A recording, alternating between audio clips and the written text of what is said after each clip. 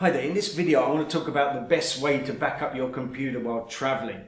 Now when you're at home your computer might go wrong, so you need to back up, but when you're traveling even more so.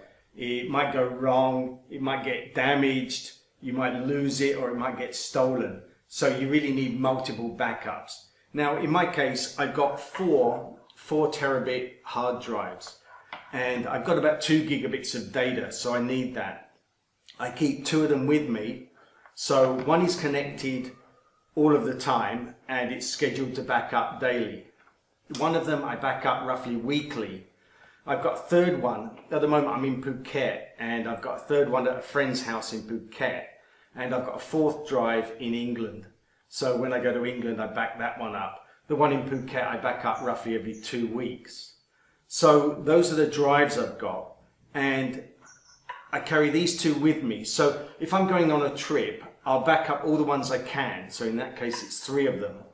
And then the 2 that I carry with me, one I carry in the hand luggage and one I carry in the main luggage. And that's important because if something happens to your main luggage, you've still got another one you can carry on working. Another way you can do it is to back up online. And I used to do that, but I've got so much data that I ended up it was backing up all day and just using up all my bandwidth, so it's not possible for me. If you're doing something like articles, rather than, I do videos and photos and it uses up a lot of data, but if you're doing something like articles or you're only using the computer a little bit, then you can back up online, and I really recommend that. So that's all the hardware, and I'll now look at the software. If we first look at the hard drive, I've got 3 folders here. The first one is the folder that the backup will go to. The second one is just some files that were already included on the hard drive. And the third one, I call it an extension of my computer. What I keep here is some files that I never use or very rarely use. They're things like old photos, old designs that I've made, and also old videos. So I keep them on the backups. I put this folder on all the 4 backups because I don't want to keep backing it up every day or every week, because it doesn't change and I don't need to use it, so I don't need to keep it on my computer. So I keep those type of files on the backups, but I don't actually back them up. So the only thing I back up is from the computer into this docs backup. Let's look at the software then. I use this Easus to do backup free. When you set it up, you'll click on this file backup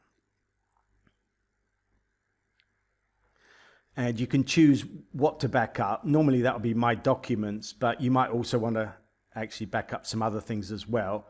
That's up to you.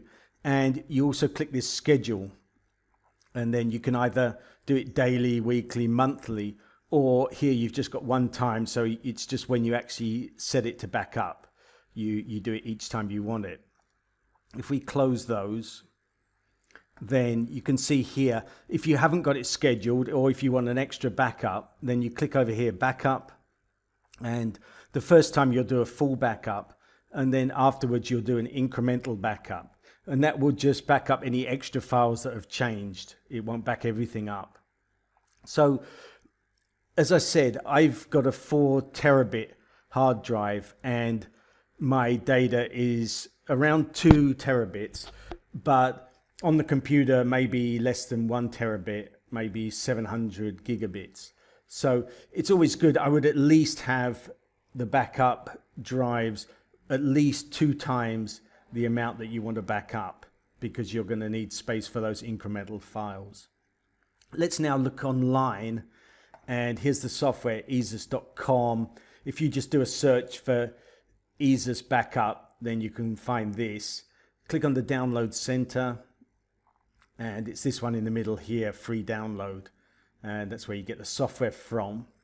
I mentioned before that I used to do online backup. And if you want to do that, the software I used to use was Cloudberry Lab. And I think this is a paid version. I did think there was a free one before, but I just checked and this is paid, about $29. If you want to do that, then I used to back up to Amazon S3, which is a service where you pay as you go. So it depends how much data you upload, and that will depend on the price. So you can do it that way. There's some free ones. You've got Google Drive, and if you look here, you've got 15 gigabits free, and you've also got Dropbox. It looks like only 2 gigabits for free, and then you can pay extra for more data or more space. So that's all the different ways, but I really would recommend backing up, especially if you travel. But even if you don't travel, if you're at home, I've had it before where my computer's just packed up completely, and it's really hard to then get that data back. So if you've got a backup, it's much easier. You get a new computer or a new drive, and then you just reinstall the data. So I hope you found it useful. If you did, please give this a thumbs up on YouTube. If you've got any questions or comments about this, please put them down below.